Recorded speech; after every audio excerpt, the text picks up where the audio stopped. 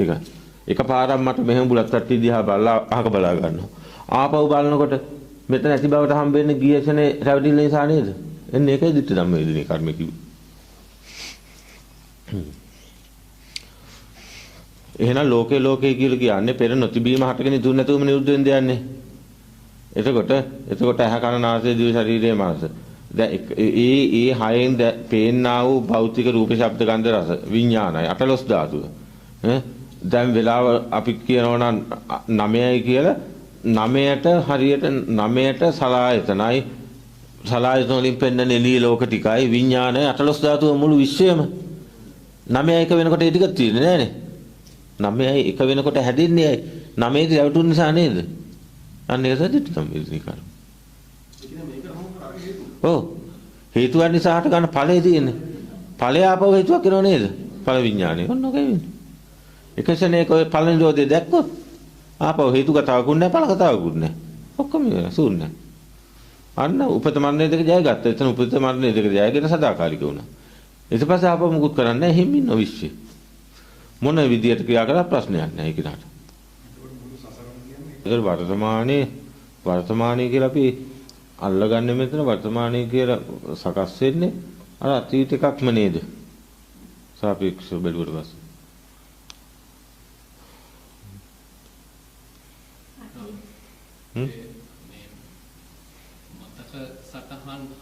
ඒක නැත්තම් ආපහු හැම මොහොතකම වර්තමානයක් මොනෝද අපිට?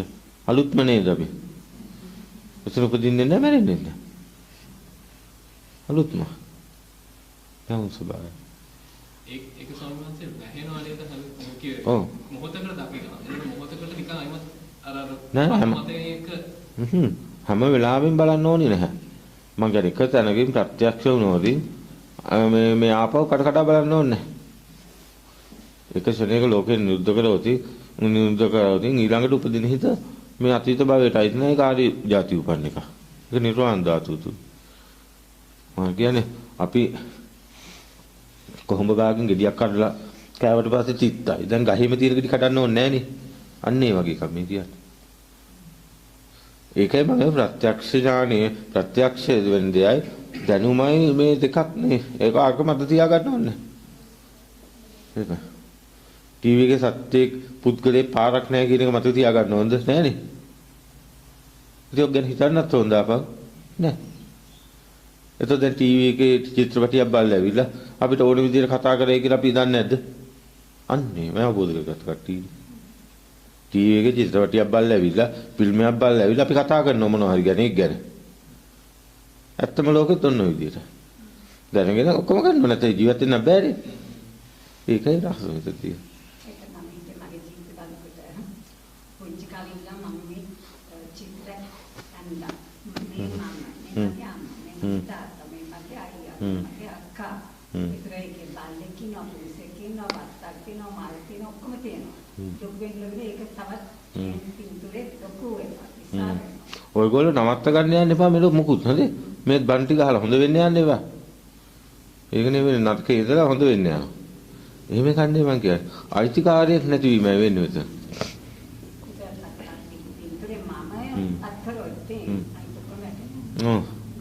ඇත්තනම් මේ විඳින තැනද තියෙන්නේ විතර බැඳෙන ගැටෙන තැනද? බැඳෙන තැන නේද? විඳින්නෙක් විඳවන්නේ නැති වුණා. වර්තමානයක් වුණා. ඒකයි කිව්වේ. වර්තමානයක් වුණොත් අපිට හැපදා ඉතින් ඒකයි මේ දේශනාව කරාට මේ අවුල් කරගත්තොත් ඉතින් යාට යන්න බෑ. මොකද අගති වැඩිනවා.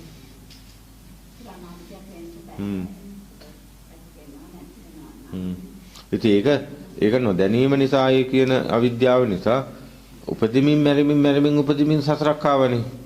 නමුත් ඒ සසරක් ආවත් එකම විඥානයක් භවෙන් භවයට ගියා නෙමෙයි. ඒතකොට මම කියලා කෙනෙක් ඉස්සෙල්ලත් ඉඳලා මම කියලා කෙනෙක් නැති කරගන්නව නෙමෙයි. ඔව් එහෙම ගන්න බෑ.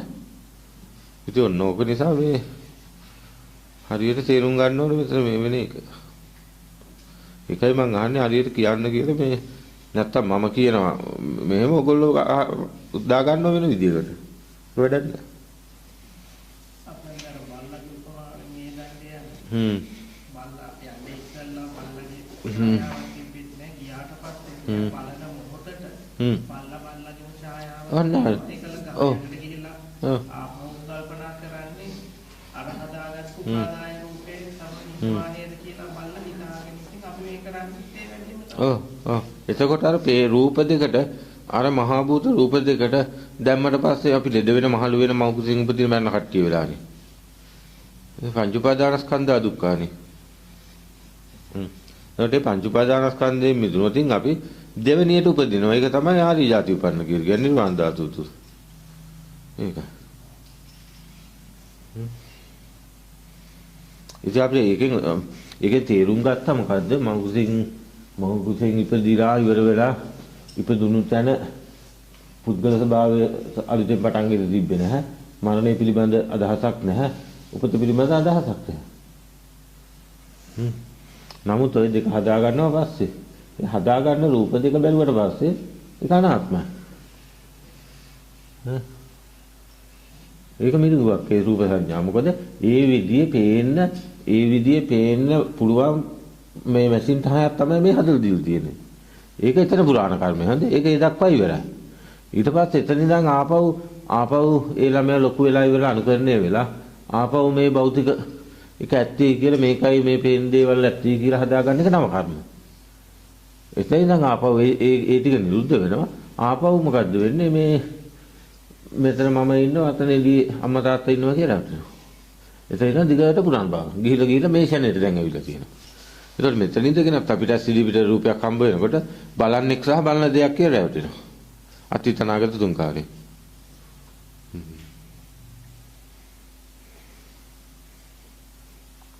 නමුත් මෙතන හැදෙන එකත් අපිට පේන දේ තුන පේන දෙයටයි තියෙන අපි හදාගන්න නිමිත්ත.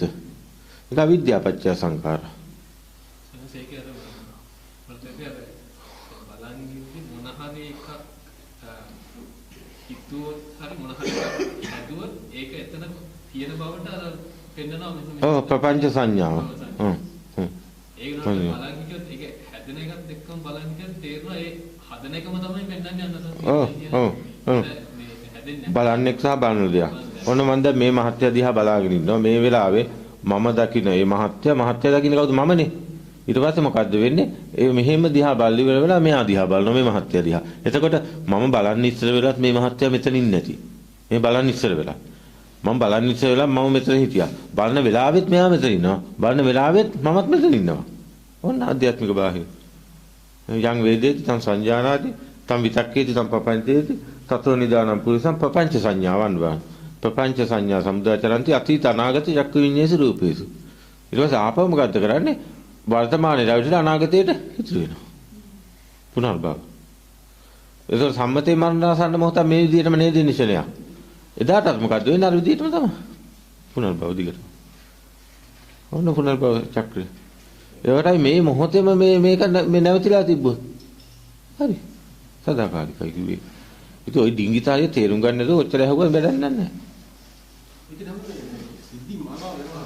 ඔව්. සිද්ධි මානව අල්ලගන්න එක්කෙනෙක් හැදුනොත් පස්සේ තමයි හැමදේට අනාගතේ අපි ඔක්කොම අපි ඉන්නේ. ඔව්. ඔව්. ඒ කියන්නේ දැන් මේක කොහොමද? සිද්ධි මානව වෙනවා. ඔව්. සිද්ධි මානව ගන්න සහ බලන කෙනෙක් ඉන්නවා. හැදෙනවා. ඒක පුතජන සත්‍යයට ඒක වෙනවම තමයි. එතකොට මේ කියන රහත් වෙනකම් ওই ටික තියෙනවා. රහත් වුණාට පස්සේ එළියෙන් හම්බෙන්නේ නැහැ, ඇතුලෙන් හම්බෙන්නේ නැහැ මිදිලා. ඒකත් කියන්නේ ඒතර. කතා කරනවා ඔක්කොම කරනවා. 아무ත් කතා කරන වෙලාවට මෙයා මෙතන නැහැ, මේ දරුවා නෙවෙයි, මේ ධාතුවක් ඵලයන් කියලා දෙනවත් නැහැ. දැකලා එහෙම ජීවත් වෙනවා. තේරෙනවද? ඒකයි. ඔව්. මේ පැත්තට ඒක සාමාන්‍ය දුරක තේරුණානේ. ඒක පොලිස් කාරන් තියෙන දැන්. ඒකයි මම අහන්නේ එක එකනා කියන්නේ එතන දකින්න විදිය කියෝ.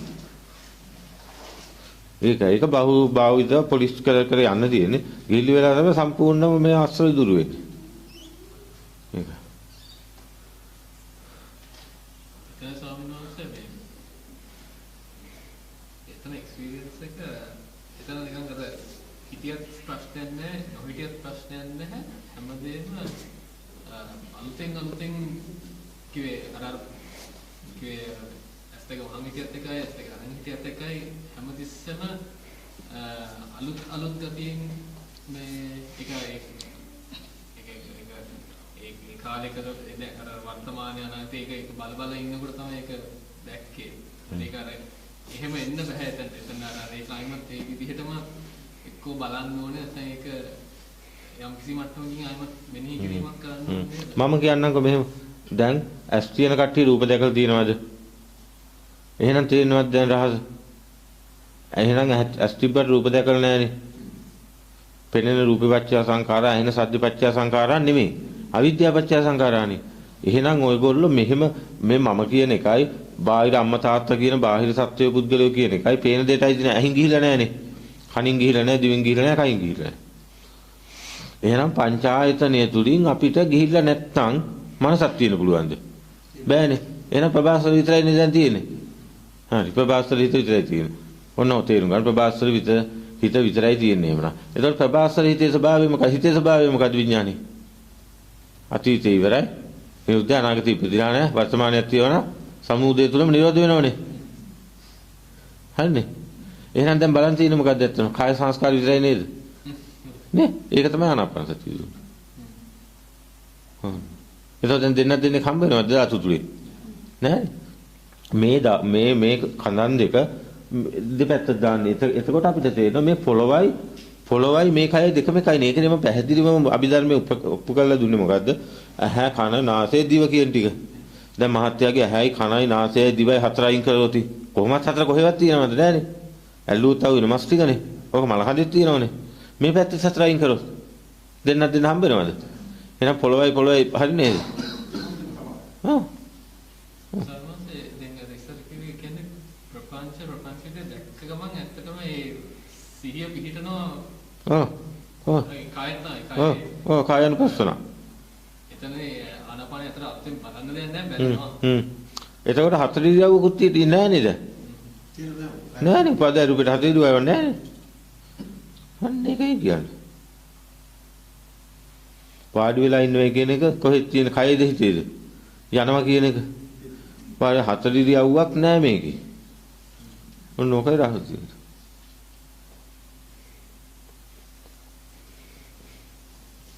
සමහරවිට එතන එතනට සිහිය ආවම එන සතුටක් තේරෙනවා ඒ අර මන්දනේ ඒ එකට ආව ගමන් මෙයාට දැක්කලා එතනට ආව ගමන් ආනපානෙත් එක්ක ඇඟට ගියේ කරන්ට් යනවා වගේ වාදන දෙන නෑ හරියට මේක උනලා රොබෝ රූකඩයක් වගේ කාය ස්පර්ශ උපරිමයෙන් දැනෙනවා රසගුණ හොඳට දැනෙනවා මේ සම්මා සමාධිය බලන වෙලාවට මෙහෙම මෙච්චරයි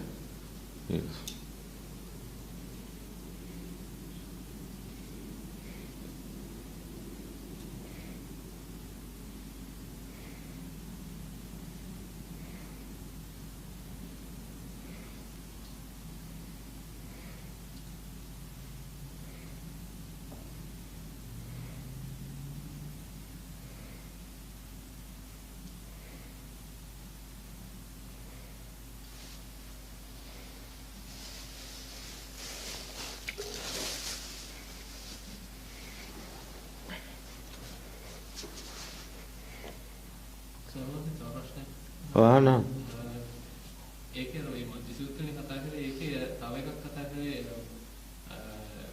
ස්පර්ශය එක්කන්තේ ස්පර්ශය සමුදය එක්කන්තේ ස්පර්ශ නිරෝධය මැදයි කියන එක. අපි ඒ විදිහට පොඩ්ඩක් බලුවොත් තමයි ඒක කියන තුරට ස්පර්ශය කියන එක මට තේරෙන විදිහට කියන්නේ ආයතන ටික ඔක්කොම එකතුත් එක්ක එනකොට ඔන්න එතන ඒක එකව වුණා කියන එක. ඒක එකක්. ස්පර්ශ සමුදය කියන එක ඇත්තටම ස්පර්ශ වෙලා නැහැ නේ කවදාවත්. ස්පර්ශ ආහාරය හැම නැති ඉල් දෙනෙක් වගේ. එයා හතර දිශාවක හිටියත් හතර ඉරියව්වක හිටියත් ඒයිට බේරෙන්න හම්බ වෙන්නේ නැහැ හැම නැති ඉල් දෙන. උපමාව. ඒ වගේ ඉතින් ඒකනේ ස්පර්ශ ආහාරي ස්පර්ශ වෙලා නැහැ කියන එකට උපමාවක් කියන්නේ. අපි කතා කරන්නේ. මොකද්ද උපමාව? මොන්ඩෙන් එන්න ඕනේ ඉක්මනට. ඔව් ඒක උපමා මොකක්ද අපේ ප්‍රධාන අම්මගේ එක. අම්මා උදාහරණේ. ඇයි තුන් දෙනාටම පේන්නේ එකම රූපයක්. නේ තුන් දෙනේ තුන් ආකාරයෙන් හදා ගන්න ඕනේද? එහෙනම් ස්පර්ශ වෙලා නැහනේ. ඉතින් ස්පර්ශයේ ආහාරය හරිනම් තුන් දෙනාටම එකක් පේන්නේ බෑ. ඒක මම කලින් කියන්නේ මට කියන්න තේරෙන්නේ නැහැ මට ඒ අවබෝධය තේරෙනවා. කියන්න ගන්න එතකොට මම මෙහෙම බලන් ඉන්න කොටයි ඔබ මන් දිහා බලන කොටයි මේ ඇහින් තමන්ගේ රූප දිහා බලන කොටයි ස්පර්ශ වෙනවද? නෑනේ. අන්න එහෙම අපි තේරුම් අරගෙන ඉවර වෙලා මේ ඇහැ කන නාසය දිව කය මනස කියන ඒවා ඝනත්වයෙන් තියෙන හයක් නෙමෙයි කියලා ඔබට දැම්මොත්. ඊට බිත්තිය දිහා බැලුවත් හරියද එහෙනම්? ඇයි බිත්තිය පොළව දිහා බලන එකයි කය දිහා බලන එකයි වෙනසක් නැහැනේ. ඇයි වෙනසක් නැහැ කියලා කියන්නේ ඇහැ ඇල්ලුවොත් ඇහැ දහු වෙන්නේ මස් ටිකද? කන ඇල්ලුව මස් ටිකනේ නාසය දිව. ඊට පස්සේ කය විතරයිනේ ඔක්කොටම දැන් තියෙන්නේ. කය හැදුනේ මොකේද? කන බොන ආහාරයෙන්නේ. එහෙනම් කන බොන ආහාරය ගත්තේ කොහෙන්ද සම්මතේ පොළවෙන්නේ? එහෙනම් පොළවයි ඕකයි දෙකම එකයි. ඉතින් පොළව ඇත්තටම පොළවත් එතකොට මායාවක් නේද? පොළොව කියන එක පොළොව දන්නවද? නෑනේ. ඒක දන්නේ විඥානය තුල නේද? එහෙනම් පඨවි ආපෝ තේජෝ වායෝ ධර්ම තියෙන විඥානය තුලනේ. ඒක තමයි ඒක. ඇත්තම පොළොව සකස් වෙනවයි හිමුණු. නෑ. ශූන්‍යමයි තනි කරම පරම ශූන්‍යයි. කිසි කෙනෙක් නෑ නිස්සත්ත්ව නිජීව ශුන්‍ය. කිසි කෙනෙක් නෑ කිව්වේ ඒක. කිසි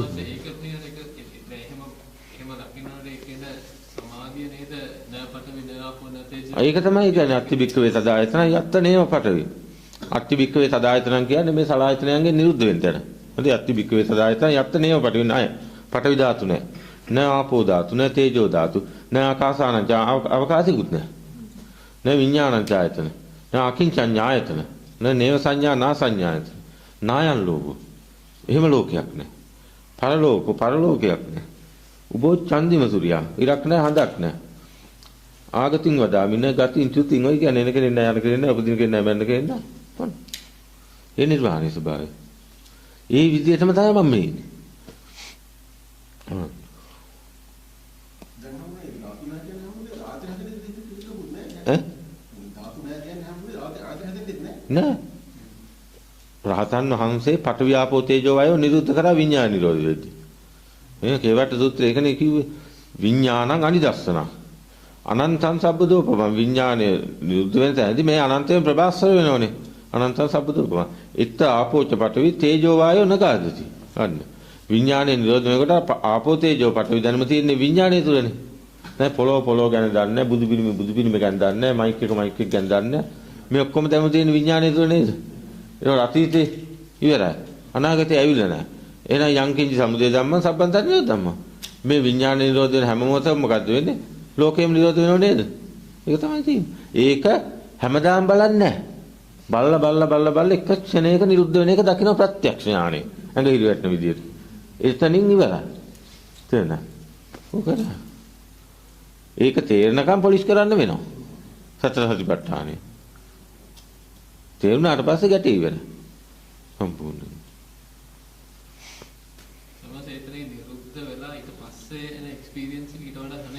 ශූන්‍ය. හරි ලොකු එක්ස්පීරියන්ස් එකක්. ඔව් ඊට පස්සේ දැනන ස්වභාවයන් ඔක්කොම තමයි මම අර කිව්වේ. ඔව් හරි වෙනස්. ප්‍රසාද නිර්වාණ ධාතුව තුල විදියට එතකොට මේ කිසිම මේ ගන්න මේ සම්මා සමාධිය යනකොට රොබෝ රූකඩයක් වගේ වෙනවා මේ. පොළොව වර්ගෙන් තමයි නැගිටින්නේ.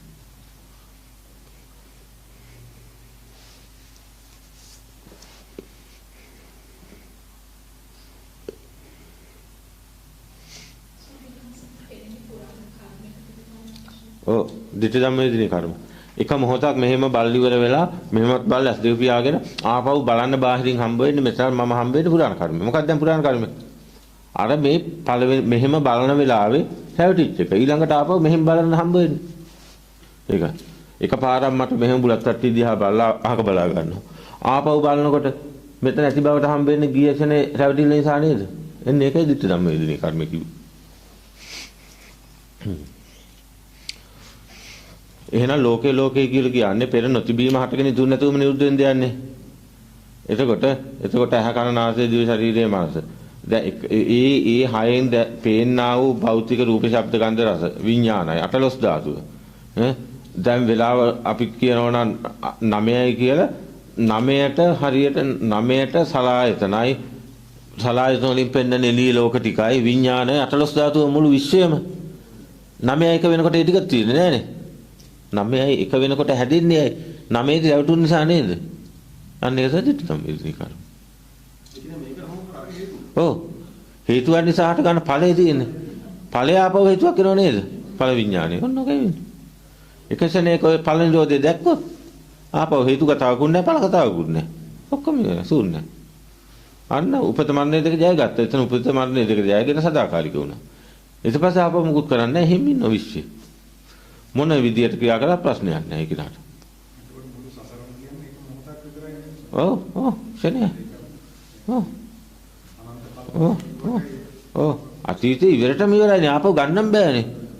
දැන් ඊයේ කියන දවසේ තිබිච්ච මේ ගොඩ නැගිල්ල පිළිබඳ දැනුම මේ මායාවක් නෙවෙයිනේ. නමුත් ඒක ඒ රැවටීම නිසානේ අදත් මේ දෙපැත්තෙම හැදින්නේ. මෙතනත් මේ දැන් මායාවක්.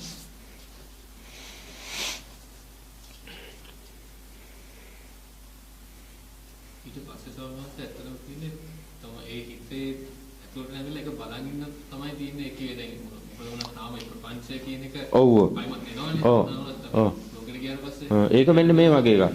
දැන් අපි කිව්වදී මේ ඔන්න ඔර්ලෝසුවක් තියෙනවා. ඒ ඔර්ලෝසුව මෙතන ගහලා තියෙනවා. ඔයගොල්ලෝ අවුරුදු 20ක් 30ක් තිස්සේ ඔර්ලෝසුව ගහලා තියෙන්නේ මෙතන. ඉතින් අද මොකද්ද කරන්නේ? ගලවලා අර බිත්තිය ගහනවා.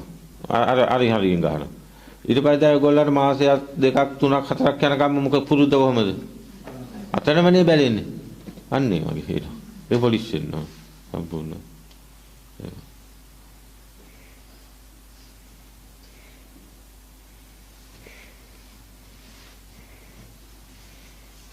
අනිත් එක ඔයගොල්ලන්ට තේරෙනවා නම් දැන් මෙතන ඉඳන් අපි කවුරු හරි කෙනෙක් ගැන හිතනකොට ඒකේ නා පිළිබඳ ශුන්‍යතාවයක්ම තියෙනවද?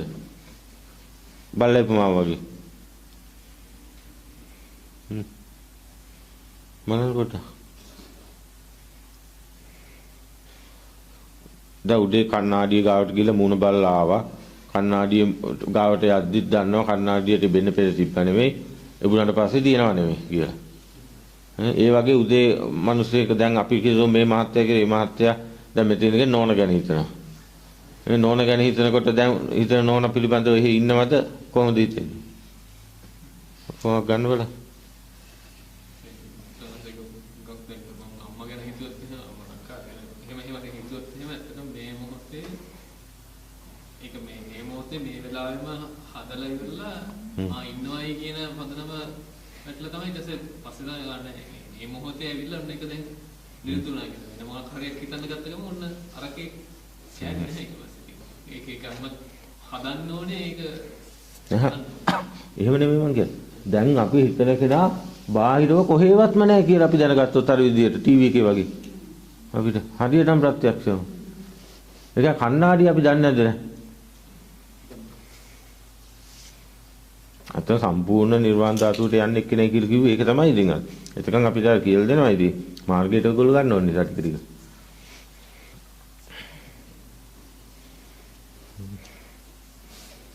දැන් අපි උදේ ටීවී එක දැම්මනම් ටීවී එක දාලා චිත්‍රපටියක් බැලුවා නම් ඒක දැන් වහලා ආවා. දැන් දන්නේ නැද්ද ටීවී එකේ මිනිස්සු නැහැ කියලා?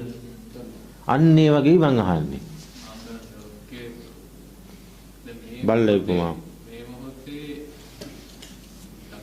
දැන් ඇත්තටම නිස්සත්තුනේ ජීවෝ කියන්නේ ඕක නේද? ඔව්. ඒක. ඔය දැක්ම හරියට මේ කරගෙන ඊට පස්සේ ඕන දෙයක් කරගන්න. තේරෙන්න? ඕන විදියට ඉන්න. දරුවා තුරුකකට වඩාගෙන ඉන්න ඕන විදියට ඉන්න පුළුවන් ප්‍රශ්නයක් නැහැ. මරුණේ කියලා ප්‍රශ්නයක්වත් නැහැ. මල් ගහකට වතු දානවා වගේ ඔක්කොම කරනවා හිතියට වැඩිය හොඳ. ඒකයි මේ කියන්නේ.